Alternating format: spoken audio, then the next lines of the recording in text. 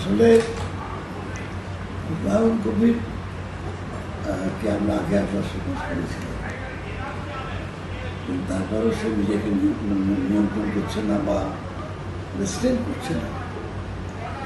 স্বাভাবিকভাবেই অনেক কথাই সে বলে ফেলছে যেগুলো দলের যে ডিসিপ্লিন, সেই ডিসিপ্লিন দেখছে। এটা ওকে মৌখিকভাবেও বলেছে অনেকবার যে আমি তেমন কথা বলতে যেও না, কিন্তু যখন দেখলাম যে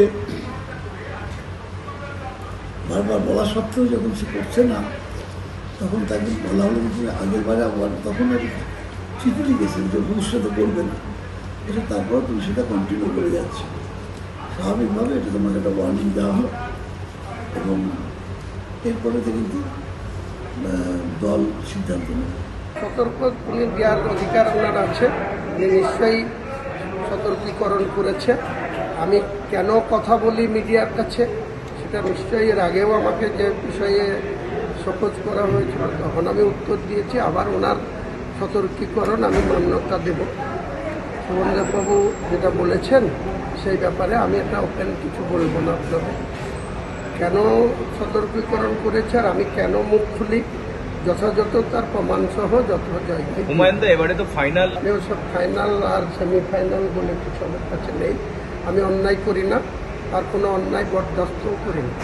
বিধানসভার অল ইন্ডিয়া যদি আমি কোনো দলের তৃণমূলের বিধায়ক হিসাবে যদি দলের মুখ্য সচেতক, পরিষদীয় মন্ত্রী বা এখানকার যে ডিসিপ্লিনারি কমিটি, সেই কমিটির যদি কোনো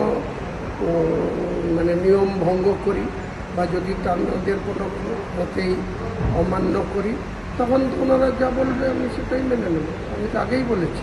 কিন্তু আমি বিধানসভার বাইরে দলের কারা ভালো চায় আর কে খারাপ চায়, যারা খারাপ চায় তাদের বিরুদ্ধে কথা বললে যদি এখানে আমাকে শৃঙ্খলা ভঙ্গের দায়ে নোটিশ দেয়, আমি তার এর আগেও দুবার জবাব দিয়েছি, আবার জবাব দেওয়া। এরপরে কি মমতা বন্দ্যোপাধ্যায়ের সঙ্গে দেখা করবেন আজকের পরে? দেখা তো অনেকবার করেছি।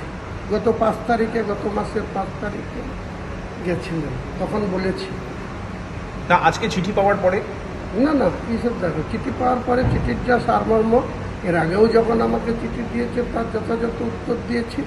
আবার যে চিঠির সারমর্ম, এখনই আপনাদেরকে চিঠি দেখাবো না, চিঠিতে কী লেখা আছে তাও বলবো না। উনি দিয়েছেন, আমি দেখব।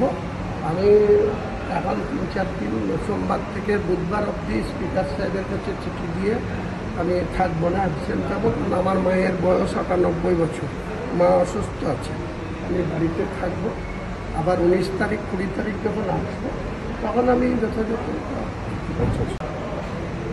দেখুন, আমি মমতা বন্দ্যোপাধ্যায়ের নেতৃত্বে তৃণমূল কংগ্রেসটা করি। মমতা বন্দ্যোপাধ্যায় আমাকে যেদিন বলে দেবেন যে তোমাকে তৃণমূল কংগ্রেসটা করতে হবে না, আমি সেদিন থেকে করব না। আমি এর বাইরে কিছু বলবো না, কারণ অন্য কারো প্রতি আমার আস্থা ভরসা নেই। ওনার প্রতি এখনও আস্থা ভরসা রয়েছে। উনি যতদিন এই দলটা করার সুযোগ রেখেছেন বা রাখবেন ততদিন করব।